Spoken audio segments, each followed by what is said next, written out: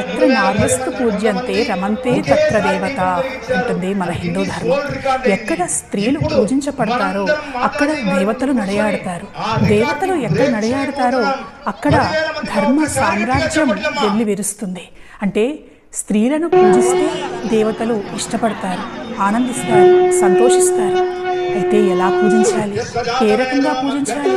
ఈ సూత్రం అందరూ చెప్పుకుంటూ ఉంటారు, ప్రస్తావిస్తూ ఉంటారు. మహిళల గౌరవాన్ని గురించి మాట్లాడేటప్పుడు ప్రధానంగా ఏ ఇతర మతాలలోనూ లేనటువంటి అద్భుతమైనటువంటి సూత్రం, మన హిందూ ధర్మానికి మూలమైనటువంటి సూత్రం ఈ సూత్రం.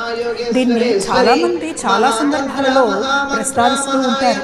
అయితే ఎలా పూజించాలి, ఏ విధంగా పూజించాలి, ఏ ఏ వస్తువులతో ఆరాధించాలి, వాళ్లను ఏ విధంగా గౌరవించాలి అనంటే